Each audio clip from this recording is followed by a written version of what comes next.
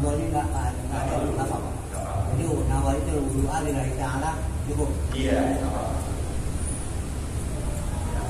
karena buat wudhu tersendiri, wudhu itu sendiri punya niat yang khusus. Nah nanti wudhu itu kita gunakan bisa jadi wajib, bisa jadi sunnah. Tapi permasalahan wudhu itu harus ada niat, dan niatnya hanya itu saja. Nawaitu wudhu, nawaitu rafa'ul hadatsal asghar, ya. Ini yang dimaksud Allah dengan niat yang tertentu. Niatnya tertentu. Wa yajibu 'alal muhdits. Nah, maka masuklah kita dalam masalah hukumnya sekarang.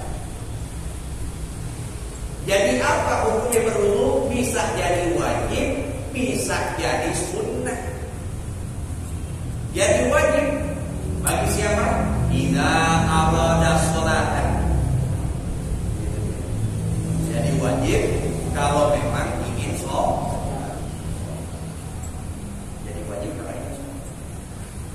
Nah, kalau sudah berkaitan dengan sholat, hukum wudu jadi wajib. Sholat pakai nakirah, artinya sholat apapun, baik itu sholat fardu, baik itu sholat sunnah. Kalau sudah kita mau sholat, maka wajib wudu.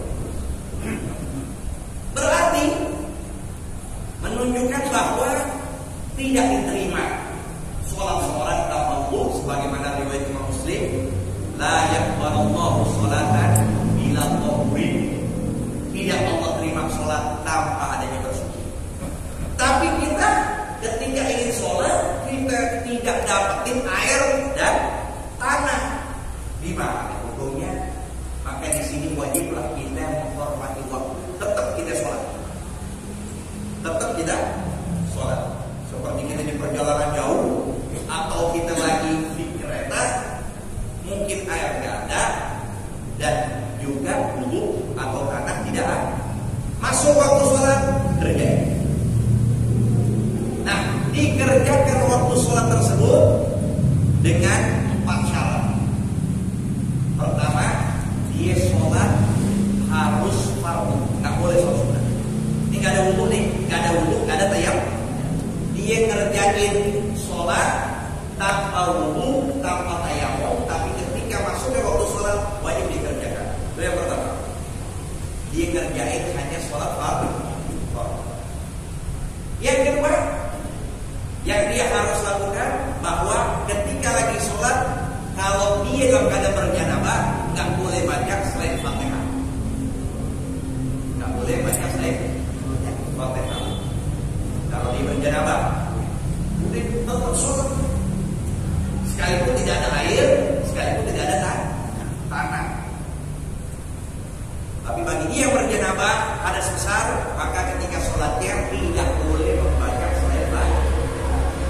Yang ketiga, tidak boleh sholatnya berjamaah. Jadi sendiri. Sholatnya sendiri. Dan yang terakhir, wajiblah dia menggodok. Wajib. Ini masalah yang sangat penting, ya, karena apa?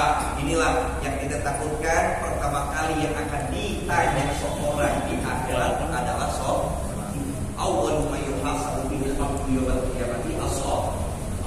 Dan sholat tidak bakal diterima melainkan tanpa adanya wudu. Terus satu sama lain berkaitan. Sholat menduduki kedudukan sholat namanya sujud syukur, ada sujud tilawah, ya. Lalu pula menduduki itu khutbah Jumat. Dan yang keempat, sholatul jenazah. Jadi semuanya harus pakai wudu. Sujud dalam Islam itu cuma 3 macam doang. Sujud syukur, sujud tilawah, dan sujud dalam sholat.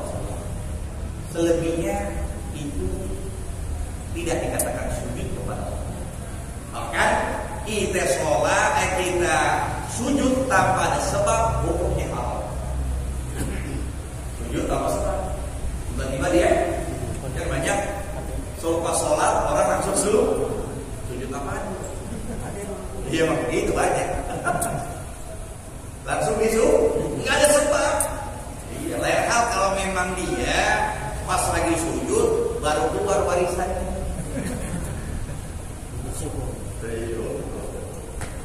Dan sujud syukur harus pakai wudu tadi yang kita bahas. Ya. Khutbah Jumat juga pakai dan sholat jenazah. Atau tawaf. Kenapa tawaf pakai wudu? Karena bimanzilati sholat. Dia kedudukannya seperti sholat. Sehingga Imam Romli menyatakan rukun haji atau rukun umroh yang paling utama adalah tawaf. Karena sama dengan sholat. Sehingga Nabi menyatakan as-sholat khairun mawdu'.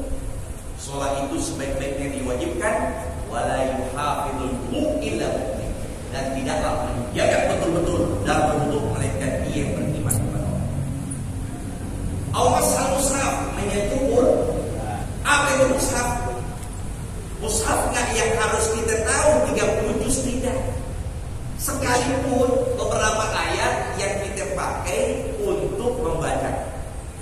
Yang kita pakai untuk membaca. Misal surah Yasin. Tuh, kita tulis, emang kita buat baca. Itu jadi Quran. Lembaran itu jadi Quran.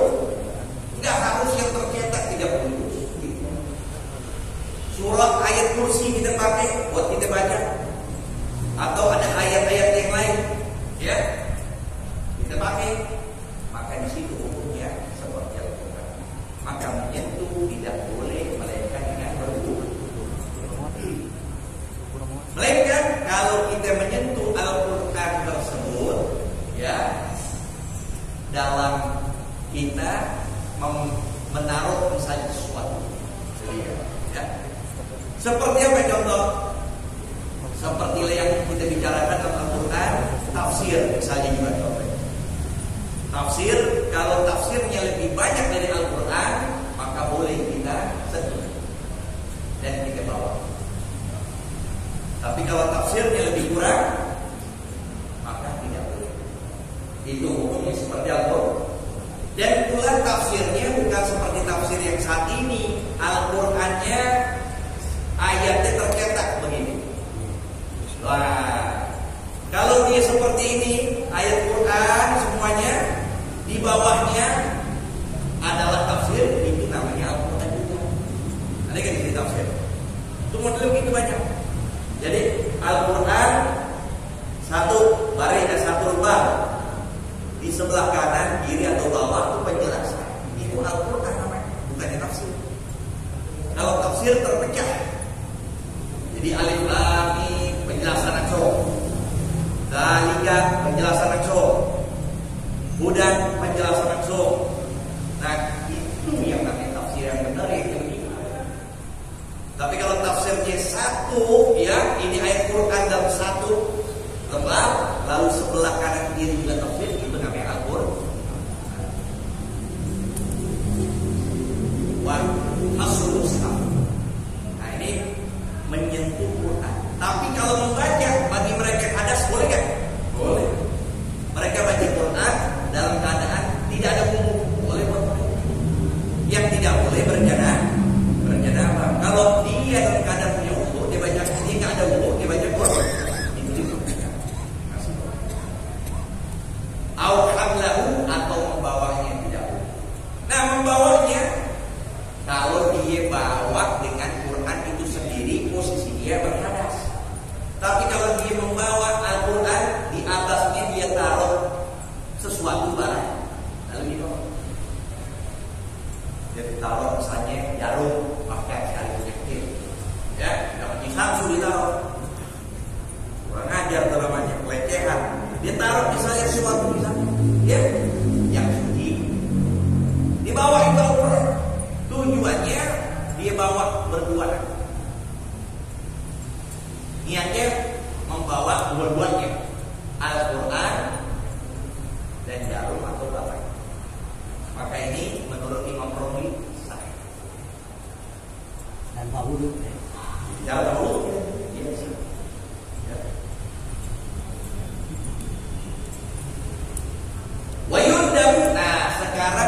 wudunya jadi sunnah, posisi kita dalam keadaan hadas, kita berwudu.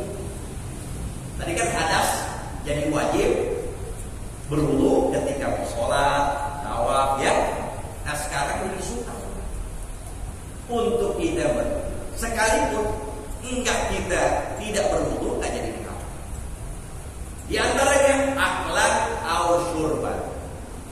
Kita makan, minum. Kita dalam keadaan berhadas. Wajib dari junub. Ini junub ya. Junub jenabah. Yaitu hadas besar. Maka buat orang yang berjenabah,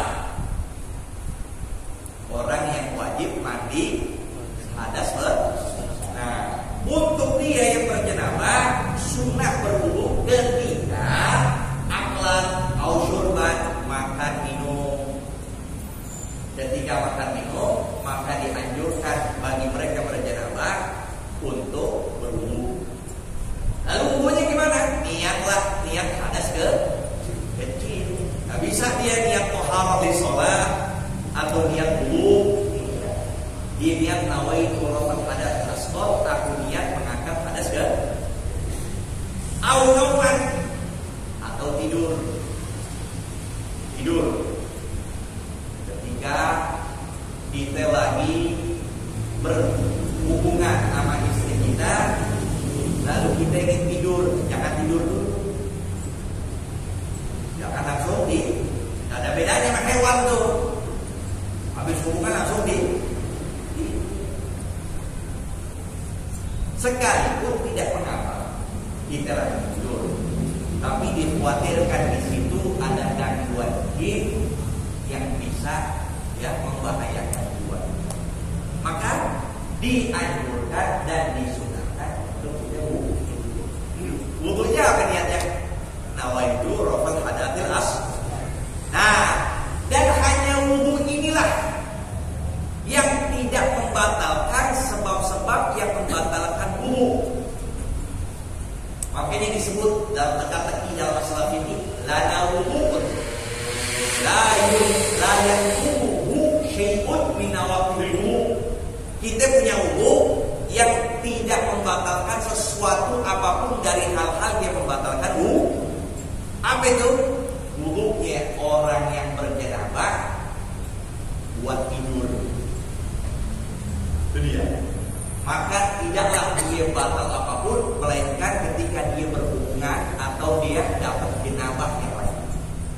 Jadi ketika kita wudu, kita masuk dekat ke kamar kita tidur, disentuh sama bini kita, batal nggak wudunya itu? Nggak batal. Paham ya? Nggak batal.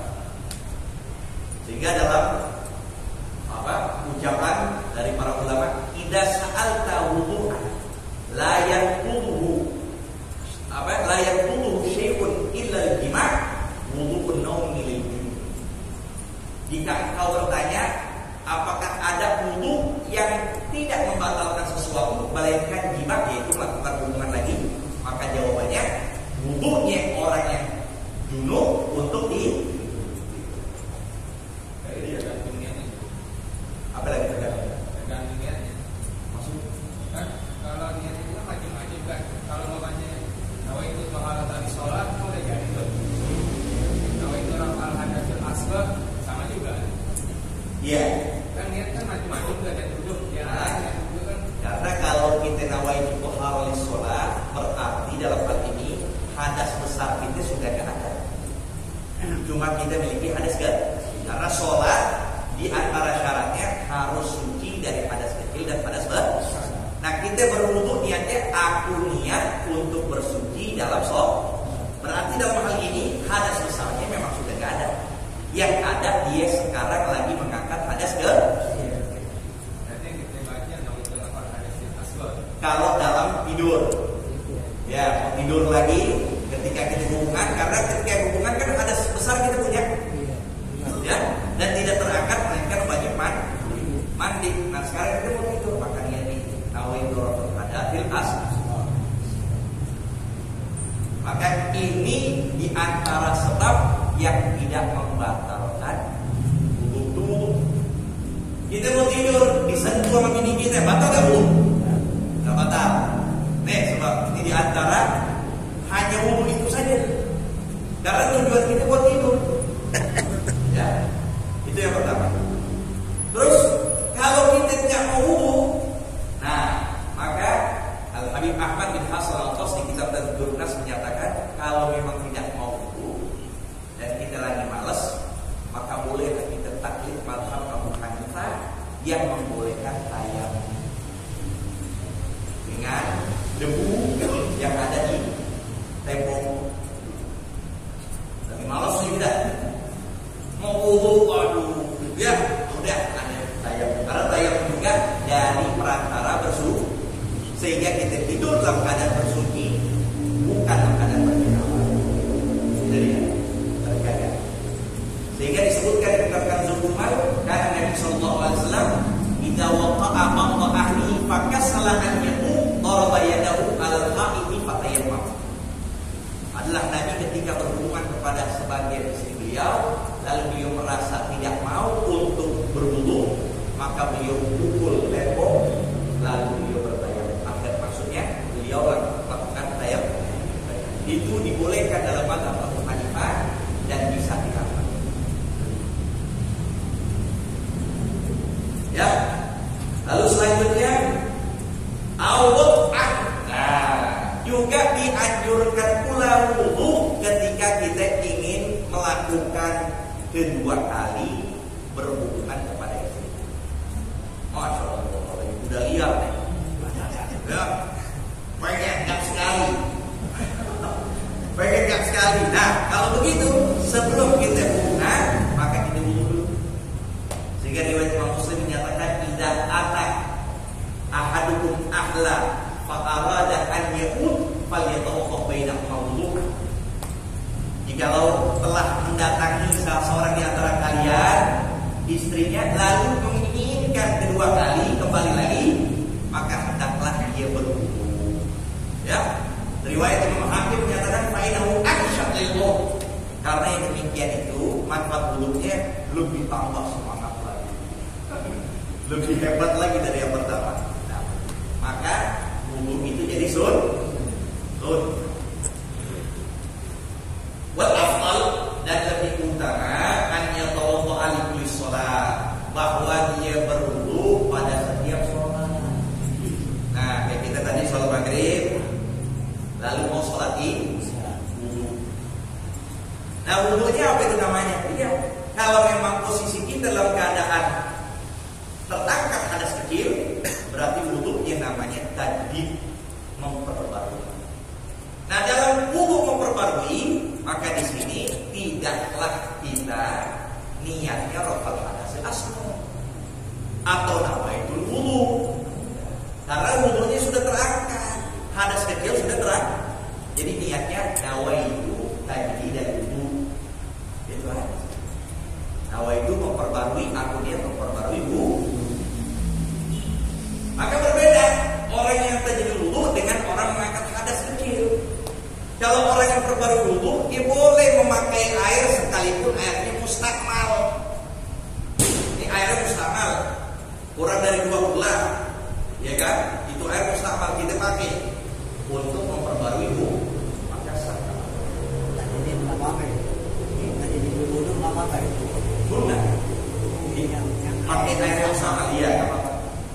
Untuk tajdid wudu atau untuk mandi yang sunnah seperti mandi Jumat, kita pakai air mustakmal, nggak apa-apa, sunnah, dapat pahala itu. Yang dikatakan air tahur itu sudah dimensucikan untuk mengangkat hadas kecil atau hadas besar. Dan untuk tajdid wudu syaratnya kita telah pakai dalam mazhab Syafi'i. Dalam mazhab Syafi'i ini harus kita pakai dulu. Kalau kita datang majelis taklim, duduk dengerin ngaji, baru 5 menit 10 menit, biasa apa itu? Ditiupin dulu sama siapa? Atau kan? Pas lagi ada isya, kita mau keluar, mau tajdid wudu, nggak sah. Karena itu wudu nggak kita pakai. Maka pakai dulu, sekalipun ngerjakan sholat sunnah. Nggak boleh hanya sekedar baca Quran doang. Misalnya kita sudah wudu, lalu kita baca Quran, nggak kita gunakan untuk sholat, nggak boleh.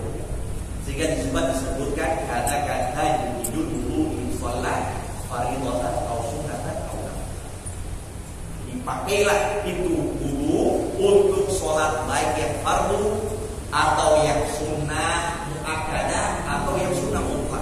Yang penting sholat. Setelah kita pakai sholat, maka boleh kita memperbarui wudu. Wa yajuzu an yusallimu bi wudu'in wahid ma syaa min as-shalawat ma lam yuhdith. Dan boleh untuk dia sholat dengan satu wudu apa yang dia inginkan dari setiap sholat. Dia boleh pakai sholat isya wudunya maghrib, sholat subuh wudunya isya. Ada gak gitu kita? Sholat subuh wudunya isya. Ada gak gitu? Ada. Kalau isya itu mau sholat subuh tapi belum sholat digomong dulu sholat isya baru dikerja sholat subuh. Ada tuh para ulama saking hadasnya mereka sampai nggak keluar hadas, jangan kan hadas ya yang besar, hadas kecil nggak keluar. Sholat isya wudu maghrib, sholat subuh wudu isya, sholat zuhur wudu isya, sholat asar wudu isya, sholat maghrib sholat isya wudu isya, sholat isya wudunya apa isya yang mana ya? Bukan isya saudara, isya yang mana? Boleh nggak tuh kita? Boleh, malah yudin selama dia tidak pernah. Wa furudul wudu'i sittatun, dan fardu dalam berwudu itu ada 6 perkara. Arba'atun minha mahfudatun minal Qur'anil Karim. 4 itu diambil dari Al-Qur'an. Nanti kita bahas ayatnya. Wa hiya ghuslul wajhi, membasuh wajah. Wa hiya ghuslul wajhi, yang pertama membasuh muka. Yaitu batasannya dari bagian tempat timbulnya rambut sampai dagu ini panjang. Lebarnya dari telinga ke telinga. Berarti dalam definisi ini menunjukkan telinga masuk di dalam muka, sehingga disinilah telinga pun harus dibasuh ketika lagi membasuh.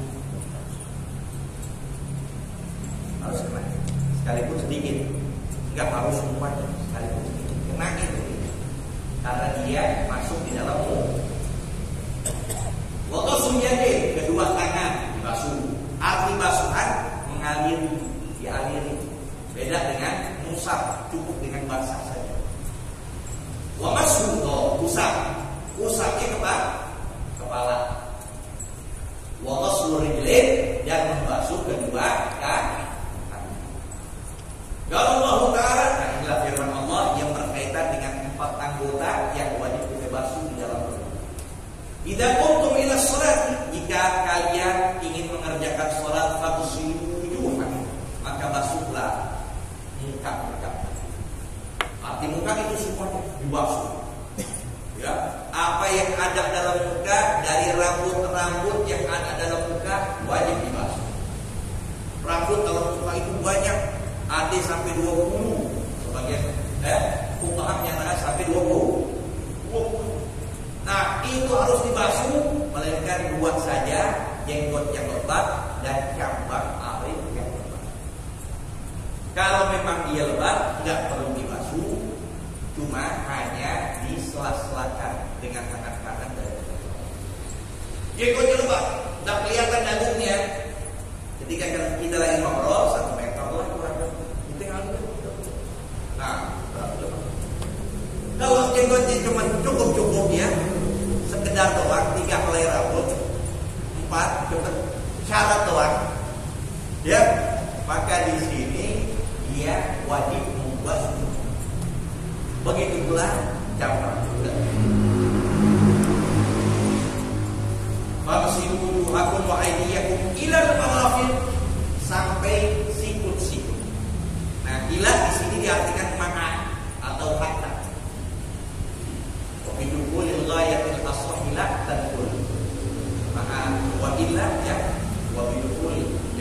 masuk pintu. Hatta, kalau sudah hatta berarti masuk ke dalam. Jadi masuk juga ke situ. Jadi sikut harus dibasuh. Tapi kita nggak yakin kalau memang itu dibasuh, mereka ditambahkan lagi. Mimbab layatul wajib iladi fawwajib. Tambahin sampai ke atas sedikit. Karena nanti kita akan berbicara tentang sunnah, ada namanya tahjil, melebihi basuhan tangan, melebihi basuhan kaki. Wamsahu birusikum, usapin pula kepala kalian. Jadi kepala yang diharuskan bukannya rambut. Kalau rambut boleh dengan catatan memang rambut itu ada di batasan atau rambutnya panjang, ya, dia tapi berada di bagian kepala. Kalau keramas bisa meter, tapi kalau kering numpuk lagi di atas, ya kita basuh. Jadi basuhan itu harus rambut yang memang hanya timbul di bagian kepala, tempat timbulnya rambut.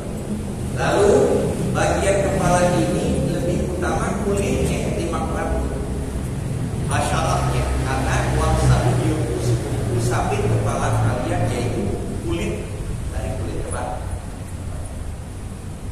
Wa arjulakum, lihat. Nah, ini pelajaran nahwu ini ya. Kalau kita salah belajar nahwu, kita nggak belajar nahwu, maka maknanya jadi rusak. Kalau kita baca wa arjulikum nggak pakai fathah, bukan wa arjulakum tapi wa arjulikum, maka pemahamannya bukan wajib dibasuh, tapi wajib diusap. Jadi wajib diusap. Sebagian pendapat atau mungkin sebagian pemahaman seperti Syiah memahami, maka mereka pun di dalam berwudu enggak dibasuh tuh kaki, cuma diusap. Karena bacaannya wa arjulikum. Tapi kalau kita baca wa arjulakum, maktuf kepada wujuhakum, aydiyakum, maktuf kepada aydiyakum. Berarti ghuslu gitu ya. Iya, jadi wajib dibasuh, bukan diusap. Wamsahu birusikum. Nah, disinilah Imam Syafi'i memberikan pendapat di sini dibedakan atau dipisahkan antara basuhan dengan basuhan ada usapan. Betul ya? Famsilu wujuhakum wa aydiyakum ila marafiq wamsahu birusikum. Tuh, dia memisah wa arjulakum. Jadi muka, tangan, kaki itu dibasuh, dipisah dengan kepala. Disinilah beliau menyatakan dengan sebab itulah wajib tertib. Disitulah wajib. Kalau nggak tertib, mendingan basuhan dulu aja, nanti usapan belakangan, kan begitu. Tapi karena ayatnya kita baca wa arjulakum, bukan wa arjulikum, ini menunjukkan wajib tertib. Ilal ka'bain, kepada mata kaki, sampai mata kaki. Wa ithnani ma'khudhani min al-hadits syarif, dan dua itu diambil dari hadis, yaitu artinya secara umum innamal a'mal binniyat wa tartib dan tertib. Amma niyah fali qoulihi sallallahu alaihi wasallam innamal a'malu binniyat. Paling banyaknya amal. Arti paling banyaknya amal. Karena al-a'mal di dalam masalah hadis ini meliputi perkataan dan perbuatan. Apapun perkataan, apapun perbuatan di dalam agama kita ini tergantung dengan ini paling banyaknya. Tapi ada perkataan. Nah, ada perkataan nggak harus pakai niat. Sedangkan dia sunnah kifayah. Arti satu tempat dianjurkan untuk mengamalkan. Kalau enggak, mereka akan rugi. Apa itu? Adzan. Kita akan pakai niat ya. Dia mau adzan gimana? Kalau pakai niat kan? Enggak kita ngomong nawaitul adzan lillahi ta'ala. Ada ini? Padahal itu sunnah. Itu perkataan. Perbuatan apa contohnya? Mandi jenazah hukumnya fardu kifayah.